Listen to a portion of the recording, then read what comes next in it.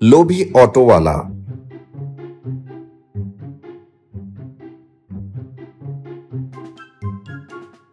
चिंचोली नावाच्या गावात प्रसाद नावाचा एक ऑटोवाला राहत होता. चिंचोलीमध्ये रोजगार नसल्यामुळे तेथील मजूर दररोज प्रसादच्या ऑटोनेच आंबेगावला जाऊन काम करीत असायचे आणि संध्याकाळी त्याच ऑटोने परत यायचे. त्या गावात प्रसाद एकटाच ऑटो चालविणारा असल्यामुळे त्याची चांगली कमाई व्हायची. तो दररोज 10 ते 15 फेऱ्या मारायचा. काही दिवसानंतर प्रसादच्या मनात लोभ जागृत झाला. त्याने विचार केला की फेऱ्या कमी करून आणि मायलेज वाढवून जास्त पैसे वाचवले पाहिजे. त्या दिवसापासून ऑटोच्या मागच्या सीटवर तो 6 लोकांना तर स्वतःजवळ 4 लोकांना बसवू लागला. कुणी जर बोलले, अरे कुठे बसू, आतमध्ये तर जागाच नाहीये. अरे तू त्याच्या मांडीवर जाऊन बस. अरे भावा, याला आपल्या मांडीवर बसव, फक्त 2 तासाची तर गोष्ट आहे. बस भावा, कामासाठी उशीर नाही होतय का तुला. अशा प्रकारे तो बोलायचा. दुसरा कोणताच मार्ग नसल्यामुळे त्याच्या ऑटोमध्ये बसून लोक त्रास सहन करायचे. ऑटो चालवित असताना जवळ बसलेल्या लोकांना, अरे बाबा, माझा पाय पोचत नाहीये, थोडा क्लच तर दाब, गिअर बदलवायचा आहे. आणि दुसऱ्याला, आणि तू ब्रेकवर पाय लावून ठेव, जेव्हा मी बोलणार तेव्हा ब्रेक दाब, ठीक आहे ना.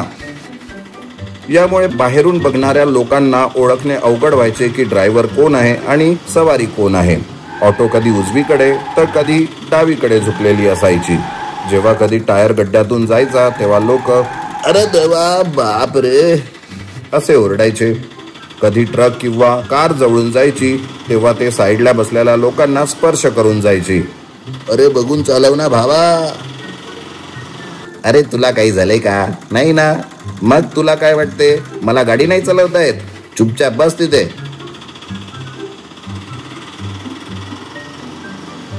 फक्त एवढेच नाही तर किराया सुद्धा प्रत्येक महिन्याला तो वाढवायचा.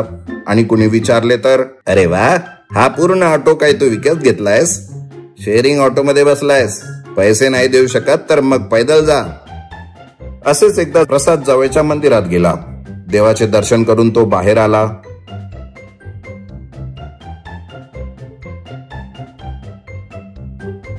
तेव्हा तिथे एक ऑटोवाला, या चिंचोलीची शेवटची बस सुटली आहे, माझी सुद्धा ही शेवटची फेरी आहे.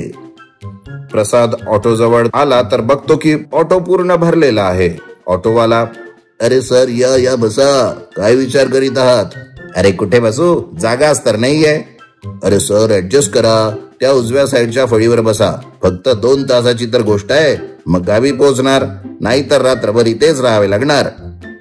तेव्हा प्रसाद विचार करतो, नाही, सकाळी कामावर जावे लागेल, नाही तर 1000 रुपयाचा फटका बसणार. तेव्हा तो उजव्या बाजूच्या फळीवर जाऊन बसतो.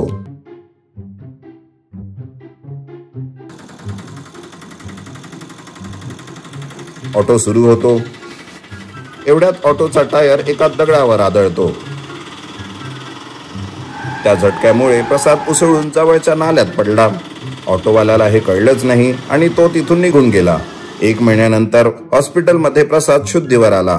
त्याला बघून नर्स, बरे झाले की तू कोमातून बाहेर आलास. डॉक्टरांना खूपच काळजी वाटत होती की जर तू मेलास तर बिल कोण भरणार. हे घे बिल, 1 लाख रुपये, भरल्यानंतरच डिस्चार्ज मिळेल, असे बोलून तिने बिल दिले. प्रसाद ते बिल बघून चकित झाला. त्या दिवसापासून प्रसाद आपल्या ऑटोमध्ये मागे 3 समोर 2 लोकांना बसवून दिवसाला 20 फेऱ्या मारू लागला. अशा प्रकारे कष्टाने पैसे कमवून तो आनंदाने राहू लागला. बघितले ना लोभाचे परिणाम. चांगला धडा मिळाल्याशिवाय लोभ जात नाही. तेव्हा कुणीही लोभात जाऊ नका. जे आहे त्यात आनंदित राहा. समजले ना.